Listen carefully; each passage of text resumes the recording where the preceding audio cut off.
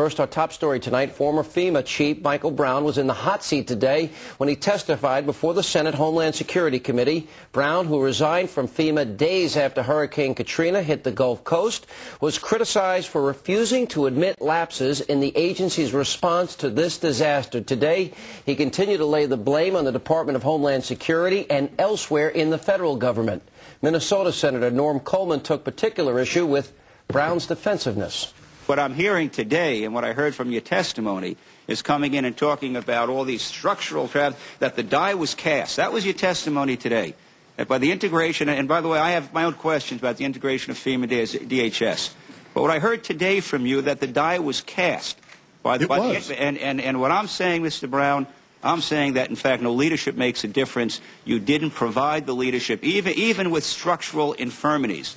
Strong leadership can overcome that, and clearly that wasn't the case here. Well, Senator, that's very easy for you to say, sitting behind that dais and not being there in the middle of that disaster, watching that human suffering and watching those people dying and trying to deal with those structural dysfunctionalities even within the federal government.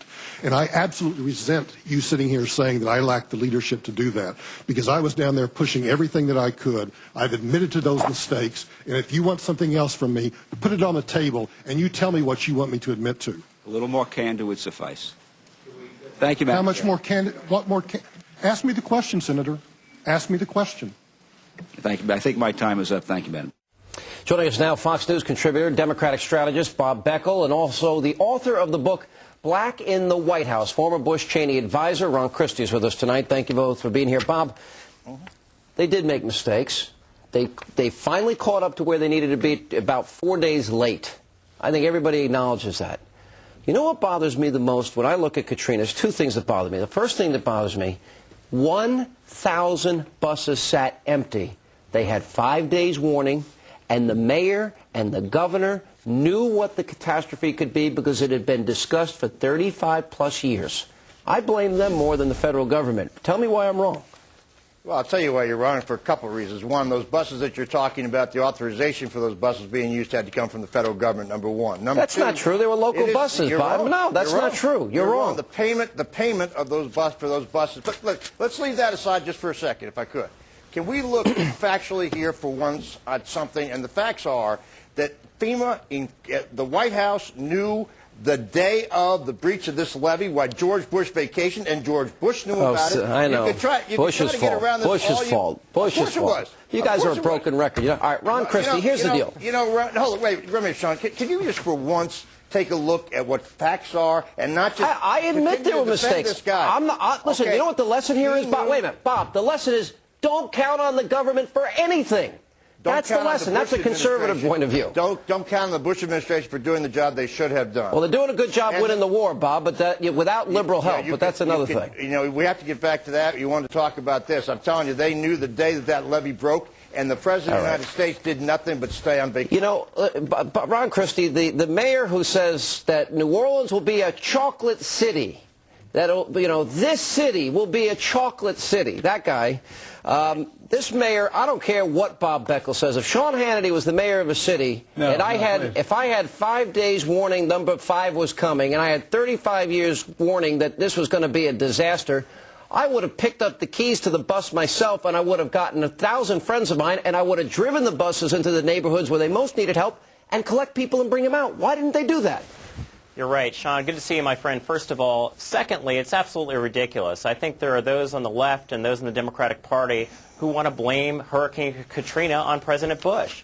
Let us not forget, this was an act of God, but it was an act of God that was coming in. It was relatively foreseeable. There were breakdowns at the state level. There were breakdowns at the local level. There were people who had more responsibility for the recovery, more responsibility for the planning and the response to this, and they did not do their job. You know something, Bob Beckel? I have quotes. One day after the hurricane hit, R.F. Kennedy Jr., your Democratic friend, was blaming Bush's position on the Kyoto Accords. Paul Begala was saying Bush stopped the funding of the levees to fund Iraq. Howard Dean was out there talking about, well, this is about oil company profits. Your good friend Uncle Ted Kennedy said Bush was poisoning the air and water. We still were trying to rescue people, and you guys on the left had politicized it. This is just a waste of taxpayer dollars, these phony hearings, isn't it? Here's a typical Hannity thing. You throw it on the left. Those comments that were made were ridiculous. Your friends. They shouldn't have been made.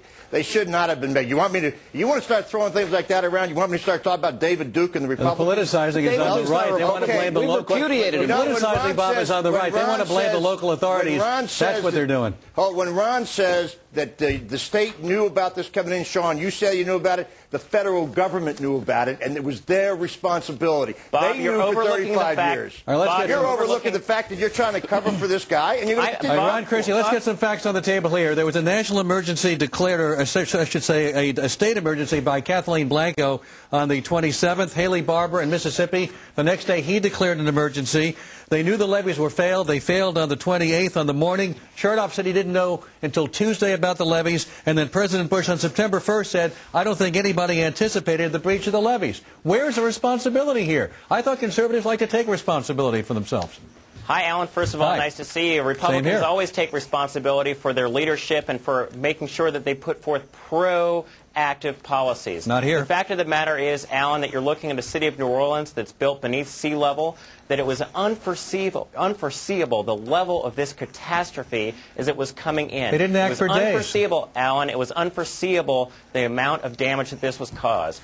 While those like you, Alan, who would say that it's President Bush's fault is what happened in New Orleans, the fact of the matter is the mayor of New Orleans, the people on the ground in New Orleans, the governor of Louisiana had a responsibility, as Sean pointed out, where there were buses, where there were... This is a federal disaster, Ron. This is a federal disaster. It was a federal disaster, Alan, but the fact of the matter is that people who understand, the people who live in the Ninth Ward, people who understand the problems of New Orleans and live at the local level should have taken that responsibility. You can't have it both ways. You know, you said it was unforeseeable, but the first statement you made, you said it was foreseeable, so you better decide. No, Bob, actually what I said was unforeseeable. What was unforeseseeable was the extent of damage. You can't have it both ways. I'm not having it both ways. You're not listening. This is the typical liberal way. What I said was unforeseeable. You want to look at the front part of the tape of the show? We knew for 35 years a Category 5, and Sean Hannity said the same thing, and now you're saying it's unforeseeable. It's interesting, by the way. They rolled out a plan to do damage control 3 days after, by the way, because they knew they had a political problem. We got to run. Bob Beckel, I want to tell you something, buddy. You want to take a cheap shot. The difference between the Republican Party, we threw Duke out of the party. You guys elected the former Klansman, Robert Byrd. You guys have that on your conscience. We threw that guy out of our party.